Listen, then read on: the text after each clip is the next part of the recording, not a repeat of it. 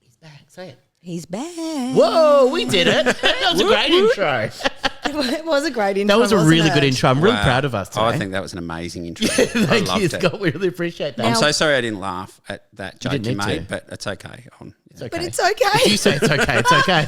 It doesn't I believe matter. you if you say it's okay. It actually doesn't matter. It doesn't matter. Now, when we sat down for you to tell us this story, you said to me, "Are you okay with a really gnarly murder?" Yeah. I did. And that is a good Gnarly. one for me. Yeah, okay. All right, should I crack straight into Yeah, it? get into it. All right. On July the 10th, 1981, Ken McElroy and his wife Trina walked out of the D&G bar in downtown Skidmore, Missouri. They climbed in. on Skid Row. Was it Skid Row? Did you say? Skidmore. No, It Skidmore. just sounded Pretty like close, that. yeah. Thanks. You got Weird Al and said the actual. They climbed into Ken's truck and he placed the 6-pack of beer he'd purchased on the seat between them. Ken pulled a cigarette out of his pack, leaned forward to engage the truck's cigarette lighter. As he sat back up, his wife screamed in horror, "He has a gun." Suddenly, shots rang out in the small town main street. Ken's truck was struck around 59 times from bullets firing from several directions. 59? Ken was struck with bullets in the neck, the back of the arm, the head, the lung and the temple, as well as several shots in his back. He died instantly. Remarkably, none of the bullets hit Trina. She was pulled from the truck, covered in her husband's blood, and dragged to safety by local women. Trina was taken to a bank where the doors were locked behind her and she was kept safe until the police arrived. She wasn't hit At at all. all. Oh, okay. This is the story of the murder of Ken McElroy. I feel my spidey I senses want are to going off. warn you about two things. Don't yell at me. I'm not yelling at you. I'm just saying stop and listen to Scott's lovely story that he's brought today. It is lovely. The thing about this story, this is the first thing I want to warn you about. The thing about this story is you're going to feel a lot more conflicted about this murder than you do now. Oh, no. And the second thing is I do actually think for the first time as the third wheel of the podcast, that we need to give a trigger warning. Okay. Oh, wow. This story is full of violence. Okay. And seafood, Sammy. Oh, no, not seafood. Not seafood. I'm fine with violence, but not seafood. If you had offered me $5 million to pick your next Yeah, I wouldn't have. No, I would not have got seafood. seafood. There's no As a seafood. trigger warning. Violence and seafood. Seafood. So we will be mentioning what can only be called statutory rape, violence against women. And so if that is concerning for you, you actually might want to skip this episode or certainly not have it on with the kids in the car. Sure, and seafood as well. And seafood. Yes. There's no seafood. There's no seafood, okay. In 1972, Tony and Mabel McElroy lived in a small town in Kansas. Mabel had married Tony when she was 14 years old, pregnant, and he was 20. God. Oh, gross. Yuck. Tony had trouble finding and keeping work because of his drinking and his explosive temper. However, Mabel was frugal, and just before the start of the Great Depression, they were able to lease a large parcel of land just outside of Skidmore, Missouri. It was around 200 acres with a 4-bedroom home included. Wow. Tom planted corn crops. Unfortunately for the young couple, the season in Missouri was one of the driest on record, and the rainless season meant they lost the entire crop. Oh, my God. Tony had to go back to menial jobs working on other people's farms and taking on construction jobs to make ends meet. Despite their poverty, they continued having children. And Ken McElroy was born on June 16, 1934. He was the 15th of the 16 children. Oh, my God. That's so many. Who lived in a 4-bedroom house. Oh, my God. 16 children. 16 children. Both his parents worked more than 12 hours a day in several jobs, and their children basically ranged as free as they liked. You'd have to work so many jobs for 16 children. Yeah. Oh, my God. Being the youngest child, very few of the family paid any attention to Ken. He did not take to school, and he never learned to read well. One of his teachers remembered that when he did come to school, he would smell so badly that the teacher would have to take him to the washroom and show him how to clean himself so that the other children could stand having him in the same room. Wow. Oh, that's awful. Ken decided to leave school partway through grade 5, and no one in the family really noticed that he was no longer attending school. Wow. God. Ken was a bored child and would cause trouble in the town. In one incident, when he was a child, Ken was accused by a local store owner of stealing. He went home and complained to his father. Rather than reprimand the boy, his father, Tony, charged into the store with a curved hunting knife in his hand and slammed the owner up against the wall. Jesus. He allegedly said to the owner, "If you ever touch my boy again, I will cut your fucking heart out." Oh, Cut your heart out. God. Ken started stealing in the area, mostly small stock animals. When he was around 15, he bought an old car. He pulled the back seat out and replaced it with a wooden floor. He would drive around at night and steal pigs, which he would then sell to people in surrounding towns or to the local abattoir. This is Diggs's dream right now. But he Driving wouldn't around ever sell town them. stealing pigs. He wouldn't sell them. He wouldn't sell them. He'd keep them. He'd bring them in here. And when I wrote that, I just wanted to put la la la. La, la, la. at the Yeah, abattoir. yeah. Beautiful. Please watch Sammy's stand-up Special. special Yeah. if you did not get that reference. At 18, Ken married for the first time to 16-year-old Aletta Holland. They moved to Denver, and for a short time, Ken was doing well. Then one day, while working on a construction site, a large beam fell around 30 feet, striking Ken directly on the head. Oh, God. He was wearing a helmet, which split in two, but he survived. Wow. Wow. That's so lucky. Ken took this as a sign that the straight life was not for him, and he left his job. He and Aletta moved back to Skidmore to live with his parents.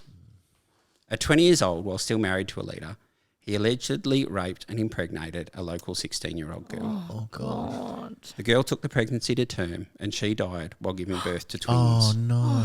Far out. The twins did also not survive. Oh, no. God. A former classmate Go tells back us... to the pigs. Sorry. Yeah, go back to the happy pigs. What was it that I said? Playing with Before the pigs. abattoir. Gnarly. Gnarly. It is gnarly. Gnarly. I agree. Oh, brace yourselves, guys. Sorry if you think that's gnarly. A former classmate told the story that the girl's family began to raise concerns about what Ken had done.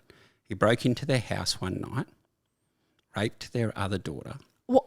to show them that they were vulnerable. Oh, my God. I think I'm going to have to leave. The family stopped talking about their younger daughter's death, and they never raised charges with the police. Oh, my God. That is disgusting. All while this was happening, Ken had met and started dating a 15-year-old girl named Sharon. They had a complicated relationship, and during an argument one afternoon while sitting in his truck, Ken pulled out a shotgun and held it against Sharon's face.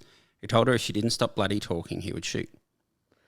Later, Sharon said that the gun accidentally discharged, What? ripping into her face and neck and causing a huge wound where a section of her skin pulled loose from her ear to her chin. No. No.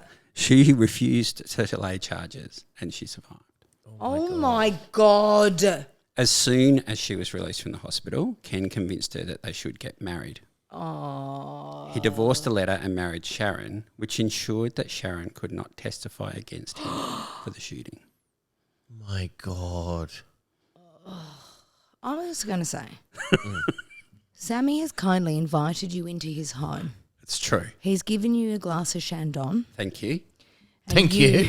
Say thank you. And Cheers. you have abused the open invite by coming in here and telling us Upsetting these, G like this. telling us these stories. Gee, look.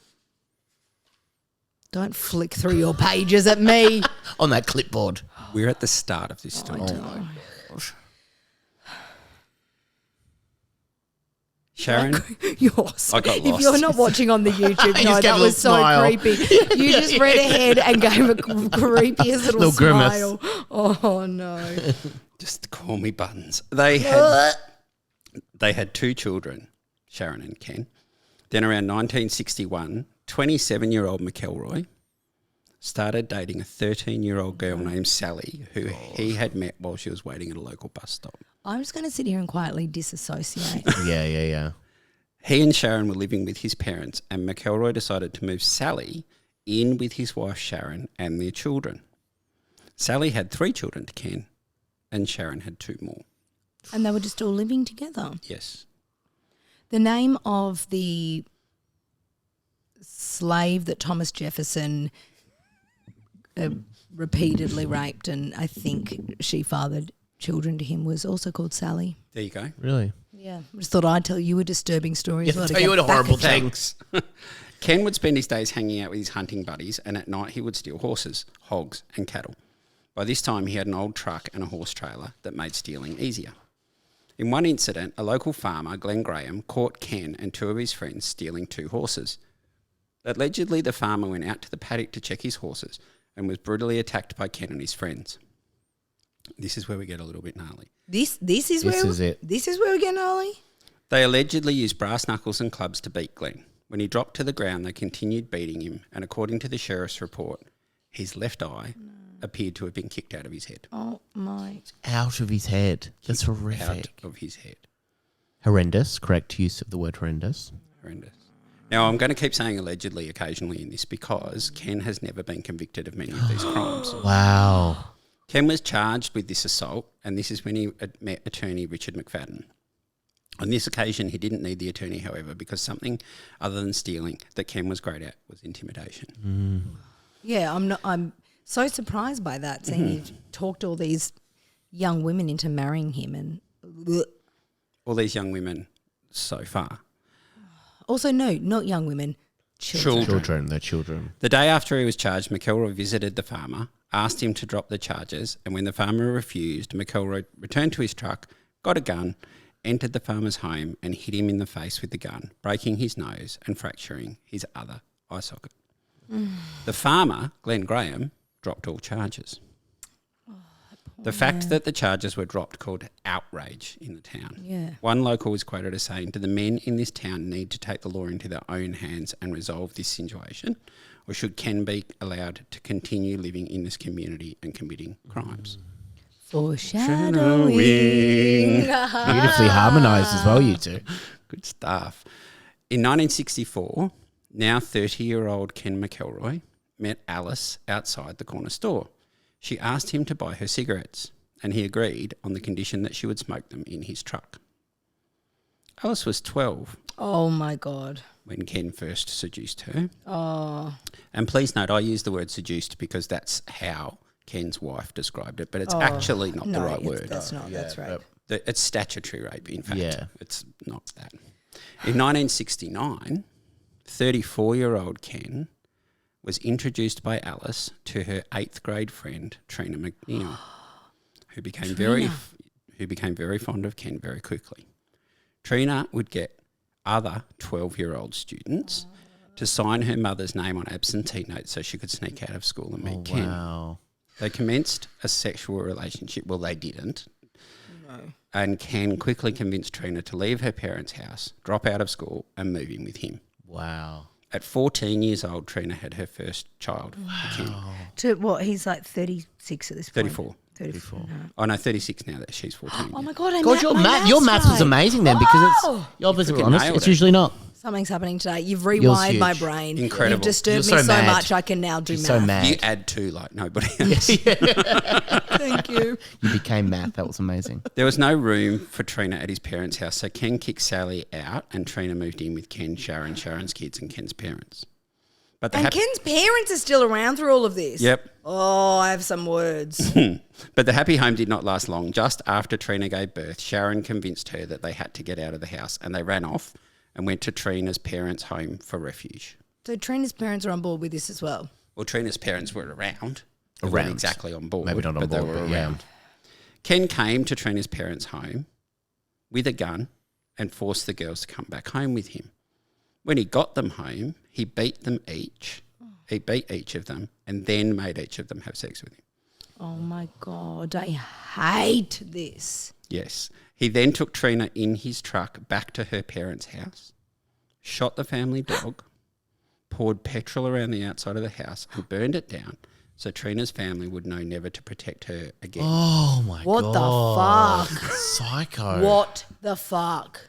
A few days later, Trina attended a doctor because the wounds from her beating and sexual assault were severe. The doctor was able to convince Trina to tell him the truth about the beating, the shooting and the arson. Oh, the big 3. Yep. The doctor contacted social welfare who took Trina and her child to a foster care. Remember, she was 14 years old. Oh my God, so they took her to foster care too because she's Her a and child. her child. Oh, Yep. God. Because she's still a fucking child. That's why. On the basis of her testimony, Ken was indicted for arson, statutory rape and assault. Richard McFadden represented McElroy again, saying that he was his favourite client because he always comes back and he always pays cash. Jesus Christ. The attorney's tactic each time was to delay the case until he and Ken could work out a solution. Guess what Ken's solution was on this occasion? Intimidation. He found the foster home where Trina was housed and started making threatening phone calls.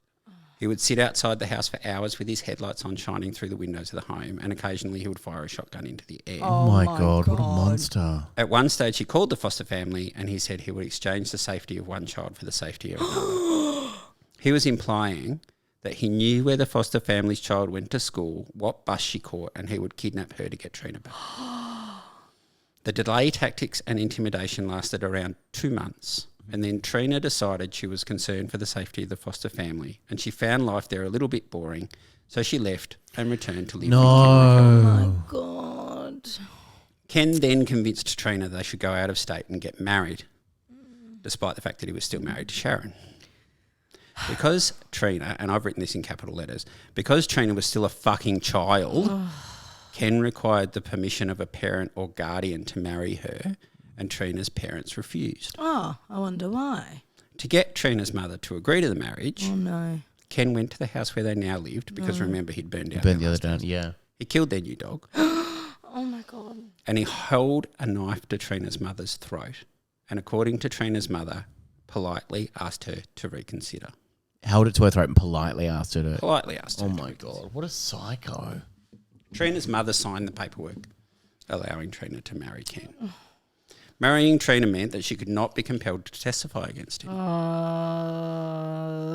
She also signed a statement to say she'd made up the beating and rape charges and the arson story just because she was mad at Ken. And Ken McElroy was beat the charges. In 1976, he shot his neighbour, another farmer, with a shotgun filled with birdshot, injuring him in the face and stomach. Again, he was defended by McFadden, who delayed the case while McElroy intimidated not only the farmer, but the judge. Oh my What's God. birdshot? Birdshot is like not shotgun pellets. It's like a salt, I think it's salt-based. So Oh, right. It scares the birds off, it doesn't kill them. Oh, okay. He would drive past the farmer's house, shine a spotlight through his windows at night, destroy his tractors, and he stood out on the property boundary firing guns into the neighbours' crops. The farmer said McElroy was parked out his home at least 100 times. Ken also went to the judge's property and burned down his barn, leaving a poorly written note which said, "Your cattle and children next," Oh my God. To the judge. to the judge. Okay, I'm going to just say here. She's enjoying the story very much. I do not Thanks for coming. She thanks you for that. condone, and I don't think ever in my life thought before that taking someone else's life would be a good thing.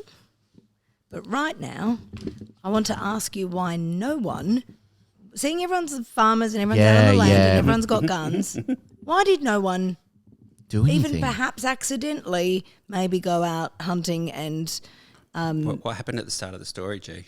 yeah, but Yeah, this is it's later. 59 I know. bullets. Before now. I know. Yep. So even though there were witnesses to the shooting, 2 of Ken's hunting buddies testified that he'd been with them the whole day and the witnesses must be mistaken. Remarkably, the judge accepted that testimony. The judge. The judge, and Ken was not convicted. In 1980, 2 of Ken and Trina's daughters went to the local store to buy some household groceries.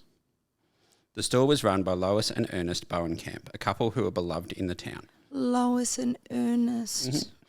Beautiful As they were names. leaving... Bit of light in this. Yeah. As they were leaving, the 5-year-old picked up 2 pieces of candy and put them in her pocket.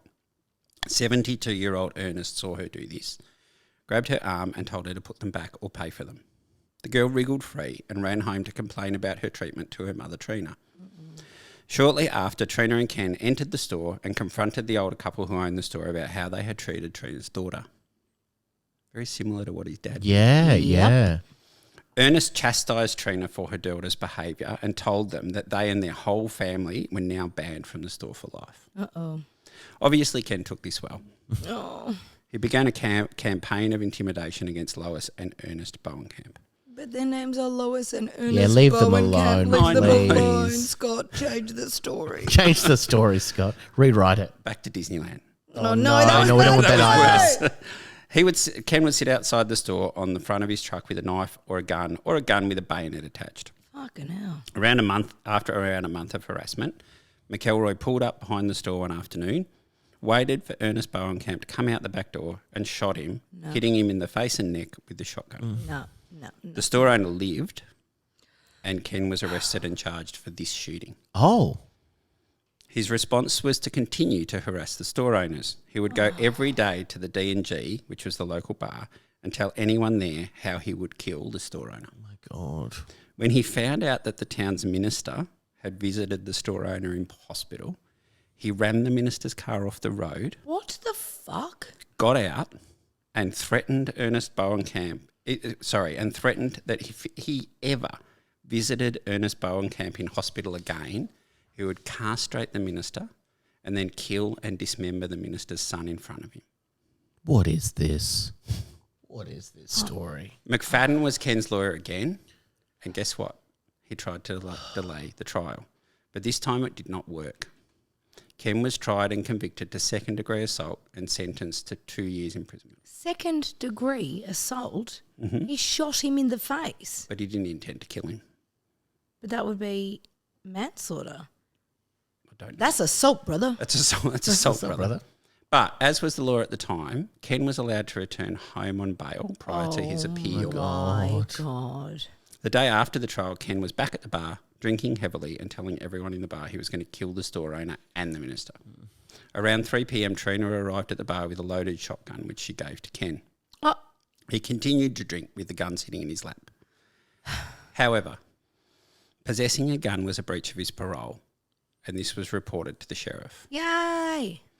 Ken was arrested and arraigned to appear in the local court for the parole breach, and this time he was held in the town lockup. Yay. It's a yay moment. Things are looking up. The only Things are yay looking moment up. so far. On the day of the hearing, around 100 townspeople turned up to the court to watch Ken be taken into custody. Yay. What they Another didn't yay. know was that McFadden had the case delayed and moved from Skidmore. Because of this, Ken was released from the Skidmore lockup and allowed to remain free until the date of the new arraignment. I would like to retract all of my yays. All of your yays? All of your them. yays. All the That's ones huge. I've ever done ever Okay. in my Oh, no, life. don't. Because Not this all has of them. ruined, No, not all this of them. story has ruined Oh, my God. all my Ruined my happy life. memories. We've ruined Christmas. Furious, the town people arranged to meet the next day, July the 10th, at the American Legion Hall. For decades, Ken McElroy had bullied and victimised the town of Skidmore. Most of the men of Skidmore town attended the meeting. No one has ever spoken about exactly what was discussed, but the local sheriff has confirmed that he was there, and he told the town to leave McElroy alone, and if they were concerned, perhaps they could start a neighbourhood watch program. That's it. That feels like That'll that was fix everything. I feel like that was said with a fair amount of winking done. Yeah. I'm Neighbourhood Yeah, watch. I'm here as the official representative. Definitely don't do anything. Yeah, don't. It's funny you say that because immediately after he said this, the police officer left the meeting, got in his police cruiser and drove until he was outside the town limits where he stopped. City limits. Not bush. They're not bush. No, they're not bush. While the townsfolk were meeting, Ken and Trina were drinking in the D&G. The bartender remembers hearing Ken say, "I've been fighting the law since I was 14 years old. I'm 47 now, damn near 50, and this is the closest I've ever come to losing." Oh, yuck. Also, he's so, oh my God, almost 50 years old. He's never been actually Oh, my convicted of God. something. Once the meeting at the Legion Hall ended, approximately 45 people walked from the hall into the bar. An argument occurred between Ken and some of the townspeople. Trina has been quoted as saying that she found the atmosphere in the bar that day intimidating. Yeah. A bit hostile. Little bit hostile. Ken listened to the anger of the men whilst his rifle, with a bayonet attached, rested on his lap.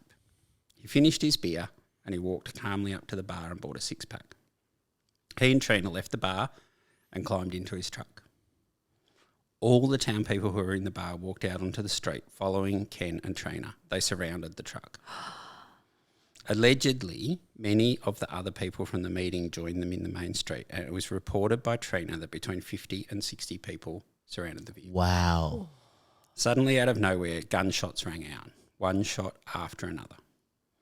When the shooting stopped, Ken was shot in the neck, back of the head, arm and temple. God. Several of the bullets were of different calibers, suggesting that they came from different guns. And the wounds suggested that shots had come from many directions. Oh. You going to say yay or not? Yeah. Yeah, she's going to wait for it. Wait for it. Happen. Trina later said she knew one of the men who was holding a rifle and identified him as Del Clement, but she couldn't tell if Del had fired. In total, Ken's truck was riddled with more than 50 bullets. Wow. A woman reached into the passenger side of the truck and urged Trina to come with her, or they will kill you too, the woman said. Trina was taken to the bank and kept safe until a phone call was made to a very surprised sheriff Oh, yes. who was Very sitting surprised. outside the town limits when the murder occurred. Oh, so he couldn't have. Yeah, Just it's a sitting shame. there by It is a himself. shame that he was outside of the. Yeah, Such a shame. gosh, yeah.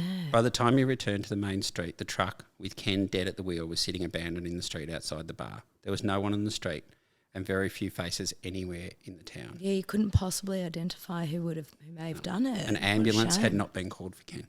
My God. The police report later stated the incredible fact that there was not a single casing from a bullet left or any shotgun cartridges remaining at the Oh my crime God, scene. they went and cleaned it all up. Okay, I'm going to do it. I'm going to do it. We Ready? can do it. Wait. Ready? Well, can we get it clean? Wait. Go for it. Yay! Yay! Now, if you remember at the start of the story, I said to you, you are going to feel more conflicted about this murder. Nah. Oh, yeah, I sound very conflicted. But you don't Like, sound very conflicted. Countdown to You the really yay. don't. Yeah. Under the circumstances, the local sheriff made the decision that it might not be right for him to investigate Ken's death. Wow. He handed the case over to the Northwest Missouri Investigative Squad, NOMIS, No, miss. if you will, Your Honour. I will. Her Your Honour, Majesty. Her Thank Majesty, you, I Your implore Majesty. you. Despite interviewing over 100 locals, NOMIS found that no one was in the town on July 10th Yeah, what a shame. and no one saw a thing. What the heck? Wow. The only person Trina could name was Del Clement, a local farmer and council member who was well thought of in the community. NOMIS focused their investigation on Trina's eyewitness testimony and tried to build a case against Del and the town of Skidmore. NOMIS presented the case to the district attorney, who, due to its circumstantial nature and lack of witnesses, declined to press charges. Wow. Frustrated, NOMIS referred the case to the FBI. This is a case for the FBI. I love that you just joined me in that, Scott. I refuse to. I said it. I am more of a musical girl than you imagine, I have to tell you. The FBI came to Skidmore bringing the full weight of the Bureau with them. FBI records show that they interviewed 326 of the 449 Skidmore residents. Wow. However, no one was able to confirm they were on Main Street on July 10th. No one could verify if Del Clements was at the Legion Hall meeting or even if he had been in the town that day. Not a single resident was able to state for the record that they saw anything. Wow. The only person who had ever confirmed that the town meeting in the Legion Hall even took place was the sheriff, Dan Estes. He admitted he had met with a group of men at the Legion Hall on July 10th to discuss their concerns about Ken McElroy. His statement says, "I distinctly recall telling the group not to go find Ken and do anything. I assumed they would respect the law and disperse, so I left the town on pressing business." I love him. I love him. Based on forensic evidence, it is believed that there was at least 5 shooters. One behind the truck, one on the driver's side, one or two a little way from the driver's truck. And little piggy On went the to market. driver's side, yep, and one potentially outside the post office. Despite the allegations that there was at least 60 people in Main Street that day, investigators found it impossible to find anyone who would admit they saw anything, and they had little or no forensic evidence. Ken McElroy was buried in St. Joseph, Missouri. In 1983, a grand jury was indicted to review the case, but no conclusion could be drawn. Wow. The district attorney announced after a full review in 1983 that they were unable to charge any person with the murder of Ken McElroy. Wow. Wow. In 1984, Trina filed a $6 million wrongful death suit against the town of Skidmore, Sheriff Dan Estes, the Mayor Steve Peters, and Del Clements. Oh, no, we've gone, no, I'm back off her. The case say the case was settled with no admission of guilt and a payment of $17,600. I'm a bit happier with that. Bit off from what? Bit happy with that. Than, Yeah. This than the payment, millions. in a statement against the lawyers, a statement the lawyers against Trina said the settlement was simply the approximate cost of what the legal costs would be if the case proceeded. Oh, wow. Right. Okay. Ken left behind 10 children and 2 wives, Trina and Sharon. 2 current wives. Mm-hmm. Oh, yeah. Trina remarried to one of Ken's cousins Oh, dear. and moved to Lebanon, Missouri, where she died on January 24th, 2012. January 24th was her 55th birthday. Oh. As of 2025, no one has ever been charged for the 44-year-old crime that is the murder of Ken McElroy. Oh, it's so sad. No one in Skidmore has You don't ever mean that. spoken about who they suspect committed the crime, and it remains unsolved. And that's the true story of the murder of Ken McElroy, a bully whose violent life led to a violent death in a murder when no one saw anything. Can I solve it right now? Town did it. Hey. Town did it. Hey. Town did No, it. you have to Not say allegedly. Samuel J. Peterson. Because- B. You need to know that No, about me he's right now. making a Simpsons Samuel joke. B. B. Are you making a Simpsons joke? No, Homer J. I just Simpson? picked J. Oh, that That's was it. wrong. Jay, it was fun. Okay. It just felt good. It felt good. It felt good. It felt right for the first time. I am feeling a lot better than I was for a good. That was gnarly. For a quarters. good portion of that story. Yeah, I promised was really you. mad at Yeah. Yeah, I was real furious at you. Really mad at She was going to do another after you came on up the Disney one to go, you're never coming back, never! Get out. But you know you're always welcome back on my watch. Oh, thanks, mate. Thanks. It's just Jay. No, it's all right. There won't be. That's That's gnarly as though, it was bro. gnarly as it was. There is an That was gnarly as though, bro. there's an excellent documentary Oh. called No One Saw a Thing. Oh, great. about Okay. which I watched, and yeah, it's really, really good. And they interview quite a few of the town people that are still alive. Fascinating. It is fascinating to watch them just deadpan and go, Yeah. yeah, I only know about the Legion Hall meeting because it was written up in the press. I don't know what you're talking about. They're just Wow. completely the whole town. 44 years later, and No Wow. one remembers anything, which No is one such a remembers shame. anything. It is the only part I'm conflicted about is that I am happy about this. Yeah, right? yeah, That's yeah, what exactly. That's what Yeah, I'm that's the conflicted confliction. with. Is that's Same. that's a horrible thing to think and a way to feel. And before I knew who had shot him, and of course I still don't because it's not solved. Town. I had said to you, I would never ever say, I don't think I've ever thought about anyone. Someone needs to go and take this guy out. yeah, Yeah. and yet you did halfway through the story. Yeah. That's what I'm saying. Even then, I was like, someone needs to take him out. Yeah, for all the horrible, horrible things that he did. Yeah. Oh, my God. Yeah. Oh, How'd you hear about this one? Was it through watching the documentary? It was before watching the documentary. Yeah. I heard about it, and then I watched the documentary, and then I went, I know who I can traumatize with this. Yeah. Yes. It's Oh also my wild when you say God. the 80s because that to me seems so late in the piece for something Yeah, it so doesn't seem that awful long. and Yeah. so you'd feel this would happen in like the 20s or something. Well, But I this guess is it the problem, started right? in Like, I think the 80s were 20 years ago. yeah, Yes, yeah, same. yeah. Yeah, yeah, It's a yeah, problem yeah. for all of us. They were. Yeah. They were, and I will not hear. Yeah. I won't hear another word Because about I it. was born in the 80s, but I'm only 23. So 23 today. Yes. Happy Birthday. birthday. It'd be nice to sing the whole That's song. a nice way to Yeah, end yeah, yeah, I know. podcast about gnarly murder. She brought up her birthday at the end. Happy birthday. We I didn't really- commit. There was the least committal happy birthday. I of all really time. love, so you see on like Instagram and TikTok when people say, I'm going to see if my friend, my partner, my boss, whoever will match my energy. And then Oh, they yeah. just do something weird and see if the people match your Yeah. energy. You just started singing happy birthday. It's not my birthday. I'm obviously not 23. And all three of us just joined you and singing it. singing. We all started singing happy birthday. We found our people. During COVID, I decided the smart thing to do would be to get a master's. Right? I did an MBA. And not get Oh my vaccinated. God. yeah, and not. No, I did get vaccinated. Thank you. Absolutely. That was to Told us a protect. traumatizing story and you just thrown him under the bus. It was to protect me. You have to protect me. I'm an MBA. Get away from me. Yeah. And so most of my classes were on a Tuesday night, so I'd go to the study and right. And Julia knocks on my door at the study one night, and then I hear her run down the hallway. Hilarious. Oh my God. Door knocking. Right Could after it be? this was straight after the Met Gala, and I open the door, and she starts sashaying down the hall, completely covered in black, like my Kim God. Kardashian. Oh my did, God, that is incredible. On the, and I was like, oh my God, I'm in. So, I was laughing my head off. I filmed her. I filmed it in slow motion. It's absolutely fantastic. And then I went and searched the Met Gala and found a picture of someone that I could dress up as. Oh Yeah. my God. And got one of her, like, there was a guy, he's somebody famous, I can't remember. Ryan Reynolds. He's a very famous fashion designer, a very attractive man. Anyway, Tom Hanks. Ryan Reynolds.